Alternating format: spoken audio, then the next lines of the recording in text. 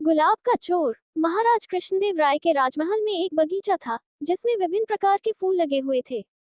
सारे फूलों में लाल गुलाब के फूल महाराज को अति प्रिय थे, इसलिए माली को उन्होंने उन फूलों का विशेष ध्यान रखने का निर्देश दिया था। महाराज जब भी बगीचे में भ्रमण करने आते तो लाल गुलाब के फूलों को देख प्रसन्न हो जाते। एक दिन जब वे बगीचे में भ्रमण के लिए आए तो पाया कि पौधों में लगे लाल गुलाब के फूलों की संख्या कुछ कम है। गुलाबों के कम होने का क्रम कई दिनों तक चला। ऐसे में उन्हें संदेह हुआ कि अवश्य कोई लाल गुलाब के फूलों की चोरी कर रहा है। उन्होंने बगीचे में पहरेदार लगवा दिए और उन्हें आदेश दिया कि जो भी लाल गुलाब का फूल तोड़ते हुए दिखे उसे तत्काल बंदी बनाकर उनके समक्ष प्रस्तुत किया जाए। पहरेदार सतर्कता से बगीचे की निगरानी करने लगे। उनकी निगरानी रंग लाए और एक दिन चोर उनके हाथ लग गया। ये चोर और कोई नहीं बल्कि तेनालीराम का पुत्र था।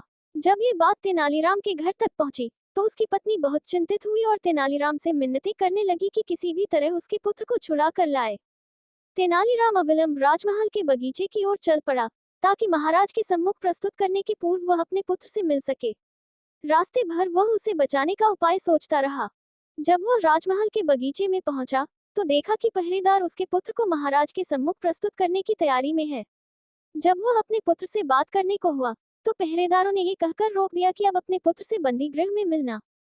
तेनालीराम क्या करता, दूर खड़ा अपने पुत्र को पहरेदारों द्वारा ले जाता हुआ देखता रहा। उसका पुत्र जोर जोर से रो रहा था और कह रहा था, पिताजी, आगे से मैं ऐसा कुछ नहीं करूंगा, मुझे बचा लीजिए, कृपया कुछ करिए। तेनालीराम दूर से ही चिल्लाया, मैं क्या कर सकता हूँ? अपनी तीखी जुबान का प्रयोग करो, शायद वही तुम्हें बचा पाए। पुत्र सोचने लगा कि ये पिताजी क्या कह गए, क्या इसका कोई अर्थ था। वह सोचने लगा और कुछ देर में उसे पिता द्वारा कही बात का अर्थ समझ में आ गया। उसका अर्थ था कि तीखी जुबान का प्रयोग कर गुलाब के फूलों को खा लो। उसने ऐसा ही किया और रास्ते भर गुलाब के फूलों को खाता रहा। जब पहरेदार महाराज के सामने पहुंचे तब तक वह सारे गुलाब खा चुका था।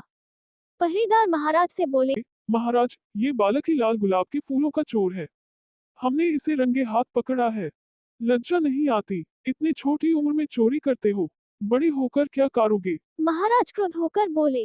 तेनालीराम का पुत्र बोला, मैंने कोई चोरी नहीं की महाराज, मैं तो बस बगीचे से जा रहा था और आपके पहरेदारों ने मुझे पकड़ लिया। कदाचित इनका ध्येय आपकी प्रशंसा का पात्र बनना है, किंतु महाराज इसमें मुझ निर्दोष को सजा क्यों? अगर मैंने गुलाब चुराए होते तो मेरे पास गुलाब भी होते, लेकिन देखिए मेरे हाथ खाली है। महाराज ने देखा कि उसके हाथ में कोई गुलाब नहीं है।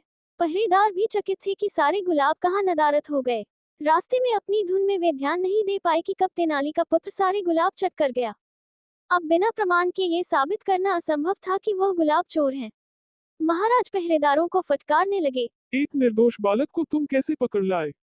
इसे अपराधी सिद्ध करने का क्या प्रमाण है तुम्हारे पास? भविष्य में प्रमाण के साथ चोर को लेकर आना, इसे तत्काल छोड़ दो। तेनालीराम के पुत्र को छोड़ दिया गया। वह घर पहुंचा और अपने माता पिता से क्षमा मांगी और उन्हें वचन दिया कि भविष्य में बिना पूछे कभी किसी की कोई वस्तु नहीं लेगा, क्योंकि वह चोरी कहलाती है। तेनालीराम ने उसे क्षमा कर दिया।